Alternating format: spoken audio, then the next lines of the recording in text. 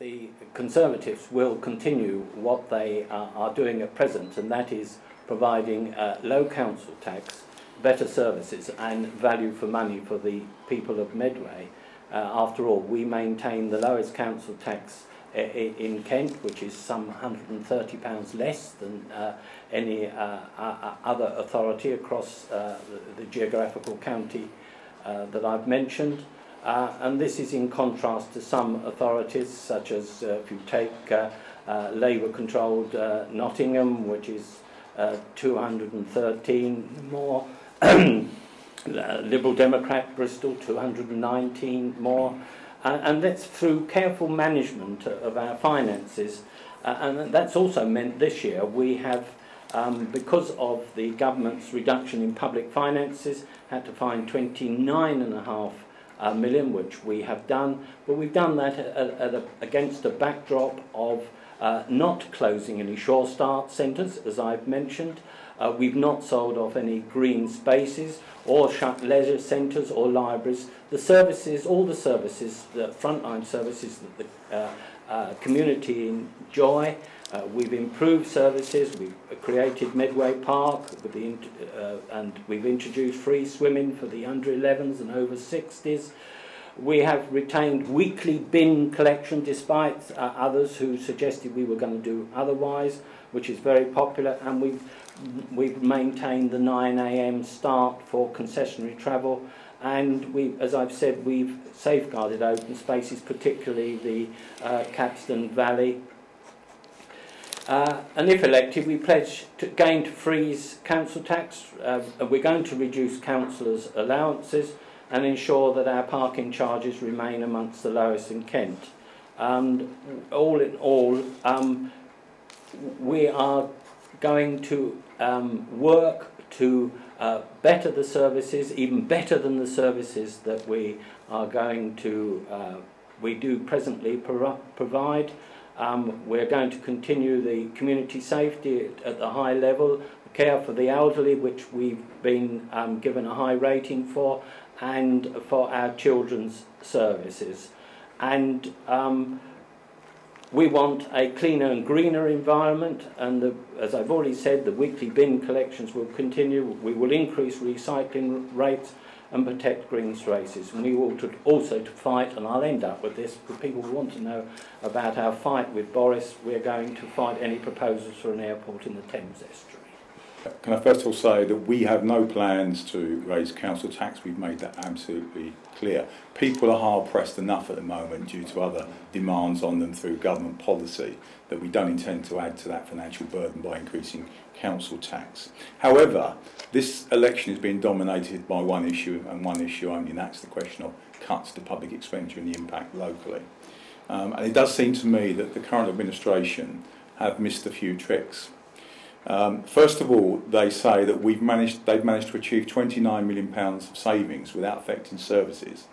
Well, my question to them, and the question back to the electorate, is if they could conjure up £29 million of savings without affecting services, why haven't they done it previously in the last 8 years? Because what that would have done means that we could have reinvested in other services or cut council tax even further.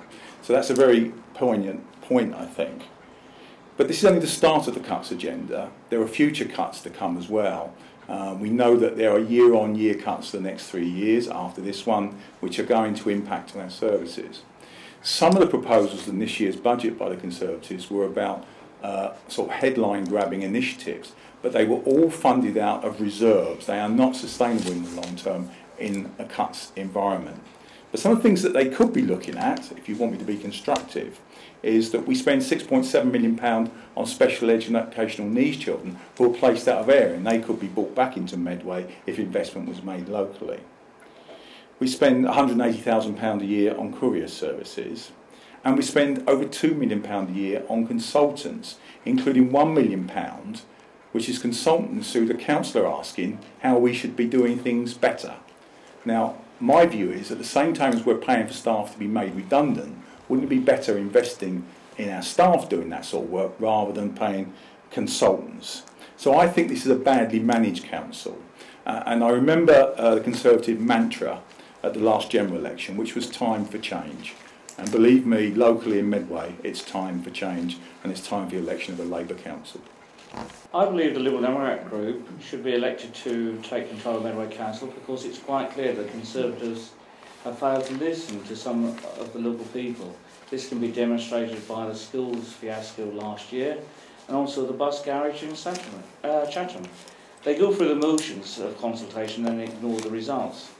The Labour group clearly have no idea how to run the administration, because they put forward no ideas or budget proposals at the budget setting meeting in February. And bearing in mind that they were the party that led this country into a financial disaster, I have grave concerns they might do the same with Medway Council if they're elected. Liberal Democrat policy has resulted in nearly 6,000 Medway residents no longer paying any income tax, and nearly £122,000 residents paying £200 less in tax, because the thresholds have been changed.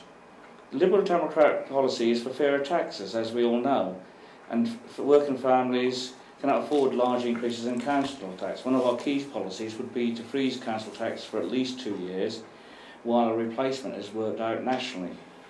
The Liberal Democrats have worked long and hard in Medway and have succeeded in getting costs of parking permits frozen, and will continue to freeze the cost of parking permits and to seek to get one free for every person in a parking permit area, subject to being allowed to legally. We have campaigned long and hard for freedom passes for our children and free swimming for children and elderly, and we will ensure that council taxpayers get a fair share of the money spent in their areas. Okay, thank you all very much, gentlemen. Thanks for your time this evening. I'd also like to thank, on behalf of the Medway News and this is Kent.co.uk, the Centre of Journalism at the University of Kent for their facilities and the input of their students for this project. And that's all from this special Medway edition of Question Time.